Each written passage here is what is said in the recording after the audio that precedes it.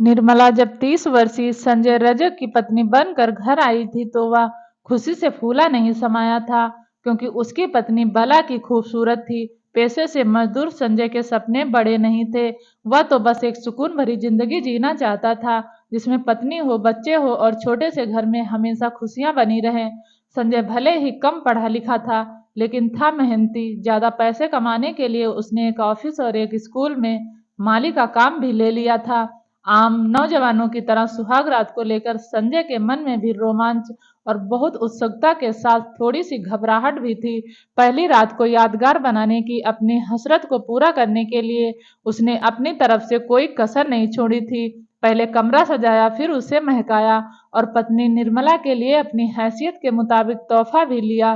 दोस्तों के मुंह से उसने सुन रखा था कि सुहाग रात के दिन जिस पत्नी ने पति को जीत लिया वह जिंदगी भर उसकी मुरीद रहती है।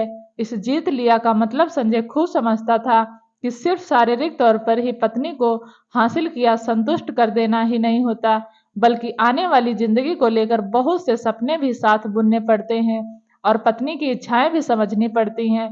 उसने अब तक फिल्मों में सुहाग रात देखी थी और कुछ शादीशुदा दोस्तों से उनके तजुर्बे जाने थे। इस रात को हसीन बनाने के मकसद से जब वह कमरे में पलंग पर बैठे निर्मला के पास पहुंचा तो उसकी खूबसूरती देखकर दंग रह गया। लाल सुर्ख जोड़े में निर्मला वाकई गजब ढा रही थी। अपनी किस्मत पर उसे गर्व हो रहा था। निर्मला के नजदीक बैठकर उसने बातचीत शुरू की और जैसे ही उसे छुआ तो निर्मला को मानो करंट सा लग गया। उसने पहल करते हुए पति को अपनी बाहों में लेकर उसे ताबड़तोड़ तरीके से प्यार करना शुरू कर दिया। निर्मला पति से बहुत जल्दी खुल गई थी। लड़कियां पहली रात खूब शर्माती हैं, तरह तरह के नखरे करती हैं।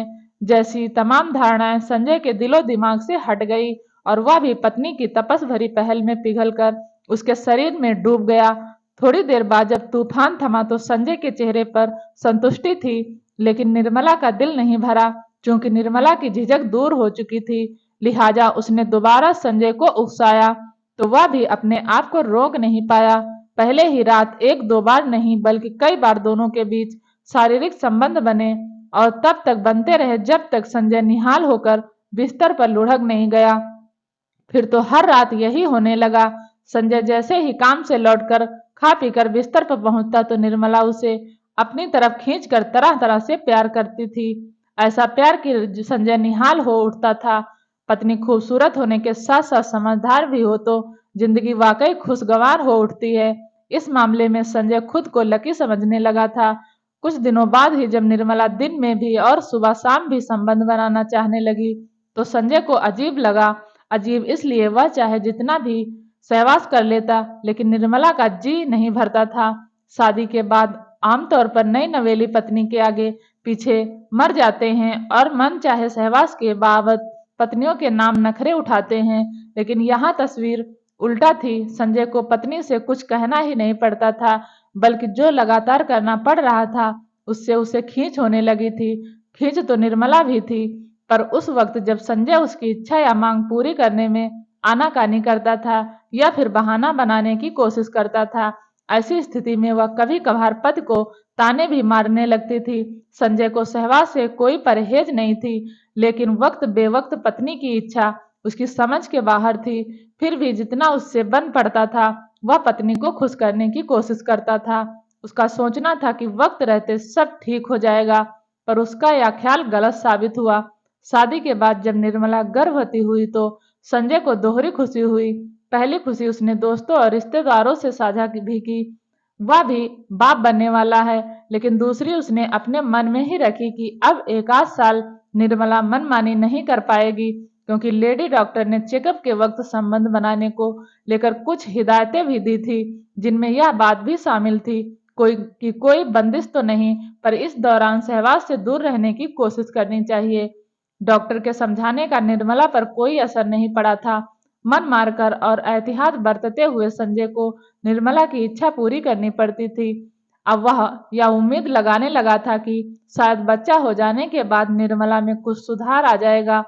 वक्त रहते निर्मला ने सुंदर बेटे को जन्म दिया तो अपनी इस नई जिम्मेदारी के प्रति संजय गंभीर हो चला था कि अब खर्चे बढ़ेंगे, कल को बेटा स्कूल भी जाएगा, इसलिए ज्यादा से ज्यादा पैसा कमाने और बचाने की कोशिश की जाए। उसने बेटे का नाम समीर रखा। मां बनने के बाद भी निर्मला में कोई सुधार नहीं हुआ, बल्कि उसकी फरमाइश पहले से और ज्यादा बढ़ गई थी। इधर संजय में पहले जैसा ताकत और जोश नहीं रहा था, इसलिए वह कभी कभार साफ मना कर देता था। इस पर निर्मला उसे मारने नोचने लगती थी और पागलों जैसी हरकतें करने लगती थी। संजय को इतना तो समझ आ रहा था कि निर्मला को इतनी तीव्र इच्छा कोई स्वाभाविक बात नहीं, बल्कि एक असामान्यता या कोई बीमारी है।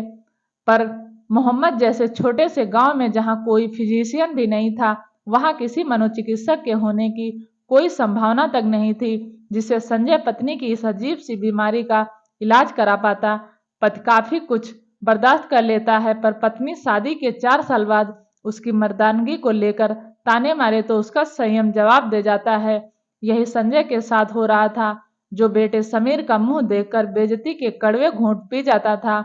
उसकी हर मुमकिन कोशिश निर्मला से दूर रहने की होती थी, पर यह नामुमकिन काम था। एक दिन निर्मला ने फिर से जिद की तो उसने मान मार कर साफ कह दिया कि उसमें अब इतनी ताकत नहीं है कि दिन रात यही सब करता रहे।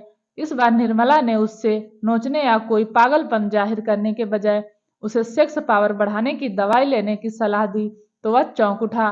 निर्मला की सलाह पर वह कोई प्रतिक्रिया दे पाता, इससे पहले ही उसने पागलों जैसी जिद पकड़ ली और मर्दानगी और ताकत बढ़ाने वाली दवा खाओ, इसमें हर्ज क्या है। हर बार की तरह इस बार भी संजय को पत्नी की जिद के आगे हथियार डालने पड़े और वह झिझकता सा शहर से शारीरिक पावर बढ़ाने वाली दवा लाकर खाने लगा। इस उपाय से कुछ दिन ही ठीक ठाक गुजरे, लेकिन निर्मला संतुष्ट रही। लेकिन कुछ दिन बाद फिर ढीले पड़ते संजय के साथ वह पहले की तरह व्यवहार करने लगी, जिससे संजय को घर नर्क और जिंदगी बेकार लगने लगी थी। अपने अजीबोगरीब परेशानी वह किसी से साझा भी नहीं कर सकता था, क्योंकि बात शर्म वाली होने के साथ साथ इज्जत का कचरा कराने वाली भी। सेक्स के साथ साथ आज जिंदगी की गाड़ी भी हिचकोले खाते चलने लगी थी। निर्मला अपनी बीमारी के हाथों मजबूर थी। उसने मोहल्ले के कम उम्र के लड़कों से दोस्ती रखनी शुरू कर दी थी। वह उनसे शारीरिक संबंध बनाने लगी थी। यह भनक जब संजय को लगी तो वह तिलमिला उठा, लेकिन खामोश रहा, क्योंकि बिना सबूत पत्नी पर इल्जाम लगाना कोई दुख वाली बात नहीं थी। एक दिन निर्मला ने बड़े प्यार से संजय से कहा कि वह उसकी भी नौकरी कहीं लगवा दे, जिससे घर की आमदनी बढ़े। इस पेशकश को संजय ने यह सोचते हुए मान लिया कि निर्मला काम करेगी तो व्यस्त रहेगी, इससे संभव है उसकी आदतों में सुधार आए। यह सोचते हुए उसने निर्मला की नौकरी उसी स्कूल में लगवा दी जहां पर माली का काम करता था। स्कूल में काम करने की निर्मला की असली मंशा भी जल्द उजागर हो गई। उसने वहां के नौजवान चपरासियों से लेकर बस कंडक्टर और ड्राइवरों तक से शारीरिक संबंध बना लिए। ऐसी बातें छुपी नहीं रहती, इससे संजय की ही बदनामी हो रही थी, पर वह विवश था। एक दिन तो हद हो गई जब उसने अपने ही घर में निर्मला को एक लड़के के साथ रंगरलिया मनाते हुए देख लिया। इस पर दोनों में खूब झगड़ा हुआ और निर्मला ने उल्टे थाने में जाकर पति के खिलाफ मारपीट करने की शिकायत लिखकर दे दी। इस पर पुलिस वालों ने दोनों को समझा बुझाकर वापस घर भेज दिया। गुस्साए निर्मला मायके चली गई। 1.5 साल मायके में रहकर वह वापस आई तो बिल्कुल नहीं बदली थी। संजय शायद उसे वापस नहीं लाता, पर बेटे के मोह ने उससे जकड़ रखा था। वापस आकर निर्मला फिर से किसी न किसी को घर बुलाकर शरीर की भूख शांत करने लगी। कुछ कहने पर वह पूरी बेशर्मी से संजय से कहने लगी, ठीक है, जब तुम मेरी भूख नहीं मिटा सकते तो मेरे लिए लड़कों का इंतजाम करो, और नहीं कर सकते तो आंख कान बंद करके रखो। एक दिन शाम जब संजय सब्जी लेकर घर वापस आया तो यह देख शर्म से पानी पानी हो उठा कि निर्मला एक कम उम्र के बच्चे के साथ सब कर रही थी। गुस्साए संजय ने उसे डांटा तो पूरी बेशर्मी से बोली कि जब तुमसे कुछ नहीं होता तो चुप रहो, मेरा जब जहां जिससे मन करेगा करूंगी। इस जवाब पर संजय की हालत समझी जा सकती थी, जो रोज रोज पत्नी की बेवजह हरकतों के चलते तिल तिल कर मर रहा था, और अब तो बदनामी भी होने लगी थी। किसी भी पति के लिए यह तो मरने वाली बात थी। इसी तरह रात संजय सोने के लिए बिस्तर पर गया तो निर्मला उसके पास आकर उसे सहवास के लिए उकसाने लगी। मना करने पर निर्मला के जहर भरे मुंह से जवाब सुनकर संजय पूरी तरह आपक हो बैठा। कि इस मर्दखोर औरत की वासना तो कभी शांत होने वाली नहीं है, लिहाजा क्यों ना इसे ही हमेशा के लिए शांत कर दिया जाए।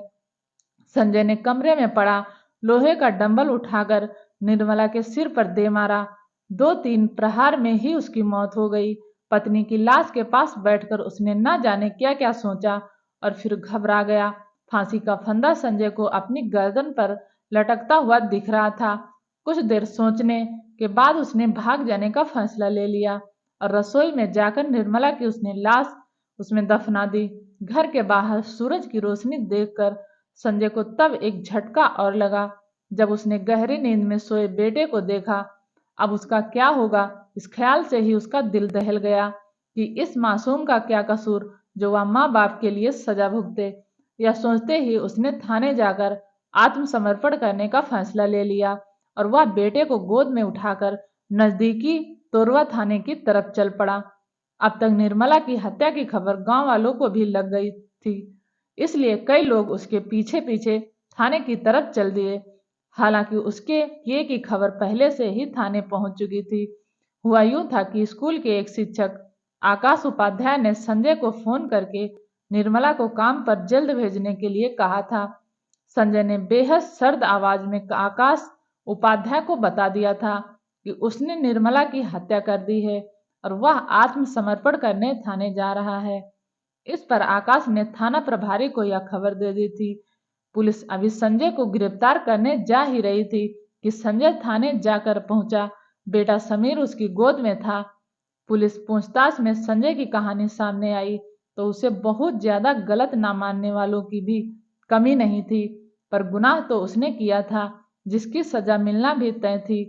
पुलिस टीम के साथ घर आकर उसने निर्मला के लाश और हत्या में प्रयुक्त डंबल बरामद करवा दिया और फिर खामोशी से हवालात में समीर को अपने सीने से चिपका कर बैठ गया।